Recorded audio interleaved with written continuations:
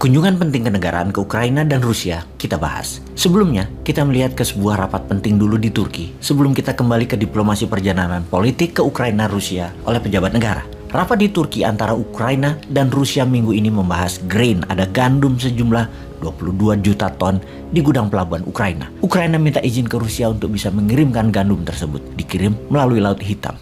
Setelah pertemuan tersebut, para delegasi kembali ke ibu kota masing-masing dan menurut pengamat militer, pastinya Rusia akan tetap ngeblok gandum tak boleh keluar Ukraina. Hal ini membuat runyam pemakan roti dan pemakan mie, terutama di wilayah Afrika dan Timur Tengah, karena makanan utama mereka dari Ukraina dan Rusia. Rusia menahan karena embargo dan sekalian aja ditahan. Kalau Ukraina, diblok Rusia kapalnya.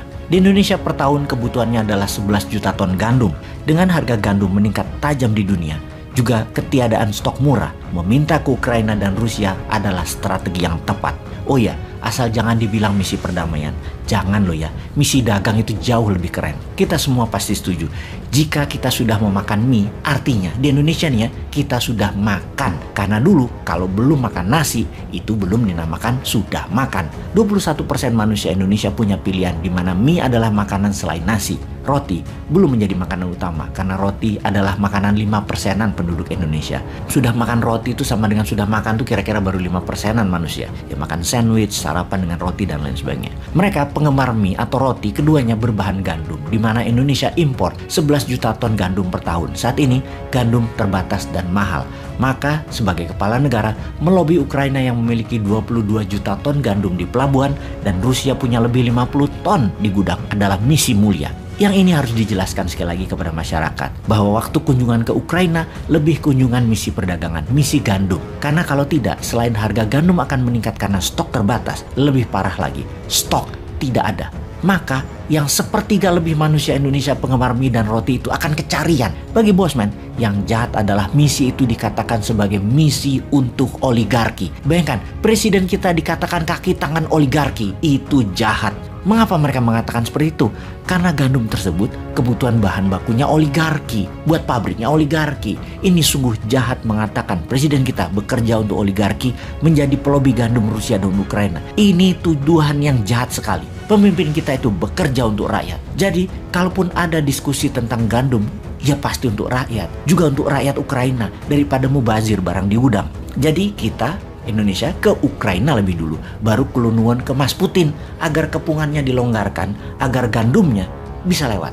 Sementara Rusia juga ada gandum, namun Rusia lagi disanksi, lagi diembargo. Indonesia beranikah melanggar larangan bertransaksi dengan Rusia? Hal itu menjadi pertanyaan banyak pengamat. Mengapa Putin duduk mendekat? Karena Putin memastikan apakah Indonesia berani melawan hegemoni Barat seperti yang dilakukan oleh Tiongkok dan India dan mau bayar pakai rubel. Atau Indonesia beli gandum Ukraina, minta Rusia buka blokade. Siapa lu ya kira-kira? Demikian bolehkah Putin dalam hati berkata begitu? Ya boleh-boleh aja. Namun lebih elok dalam diplomasi, kita berani beli gandum Rusia, melawan hegemoni. Jadi kita lihat kemudian hari, apakah bisa kita dapat gandum Ukraina dan gandum Rusia tersebut. Kalau bisa, misi tersebut dikatakan berhasil. Karena kita tahu gandum tersebut dari Ukraina dan Rusia harganya 30% lebih murah dari harga gandum sisa dunia pada saat ini.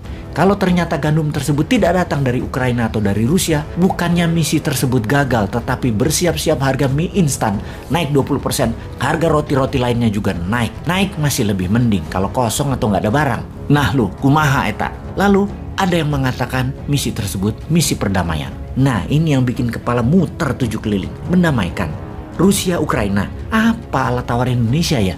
Ngomong apa kita sebagai penengah itu? Negara Turki ya, banyak dipakai sebagai tempat diskusi para juru damai dunia termasuk pertemuan Ukraina dan pihak Rusia. Karena Turki memang mitra Rusia. Turki adalah safe haven uang pejabat dan pengusaha Rusia. Dan juga Turki merupakan kaki Rusia di NATO. Semua orang tahu itu. Kalau Turki juga anggota NATO yang vokal. Sisi lain, Ukraina butuh dukungan Turki juga untuk diterima sebagai member NATO. Jadi, Turki punya banyak alat tawar. Indonesia di sisi lain mau menawarkan apa? Maunya Rusia adalah NATO stop ekspansi. Dan Rusia mengambil negara perbatasan itu sebagai buffer country ekspansinya NATO. Sisi Ukraina tetap mau jadi anggota NATO dan minta Rusia mundur balikin Crimea dan Donbas. Dua hal yang bagaimana mendamaikannya dengan penengah negara yang jauh kutubnya dan tidak ada saling ketergantungan yang strategis. Bicara damainya bagaimana? Ini yang harus dijelaskan. Ngomong apa juru damainya? Kalau kita mau menghentikan perang Ukraina, kita harus punya tangan di atas dulu dengan mereka. Sungguh strategi tangan di atas atau give first then you will get itu harus punya. Oke, ilustrasinya begini. Kalau kita mau mendapatkan, maka kita harus memberi terlebih dahulu. Begini ilmu sederhana dalam aplikasi psikologinya. Kalau Anda misalnya jalan-jalan ke counter handphone, katakanlah kalau di Jakarta di Mall Ambassador, maka ketika lagi celingukan di suatu counter Anda ditanya, mau cari apa kakak? Sambil disodorin aqua gelas. Begitu ambil aqua gelas tersebut, Anda colok sedotannya dan meneguk minuman tersebut, 90% Anda pasti belanja di sana. Counter HP itu melakukan strategi tangan di atas. Kembali ke sebagai juru damai. Apakah kita sudah memberikan aqua? Sudah ditenggak aquanya oleh Ukraina dan Rusia? Kalau belum, maka jangan katakan misi ke Ukraina Rusia sebagai misi perdamaian. Misi diplomasi dua negara aja, misi dagang saja. Jujur itu bagus. Ketimbang mau terlihat keren dengan membawa tagline misi perdamaian. Kekuatan belum ada, alat tawarnya belum ada, tangan di atasnya belum diterima, dan kebutuhan nasional yang ada, kebutuhannya sangat besar lagi yang ada. Itu aja yang dikampanyekan. Yuk, beda kalau ternyata power plant listrik Rusia beli thoriumnya dari Indonesia. Juga nuklir power plant Ukraina pakai thorium Indonesia. Indonesia bisa mengatakan, berhenti ya perangnya, nanti tak banyakin kasih thoriumnya, gratis, stok 2 tahun. Dan semua stok gandum ketimbang mubazir di gudang Ukraina dan Rusia, tak ambil semuanya ya. Lalu selain untuk menutupi kebutuhan gandum di Indonesia, mendadak Indonesia punya stok gandum buat menghidupi negara Timur Tengah yang bisa ditukar BBM murah. Gitu dong bernegaranya, tanpa rakyat dicekik pajak, tanpa subsidi BBM yang memberatkan APBN, dan tanpa cari utangan. Ngono ae. Itu baru namanya new mind.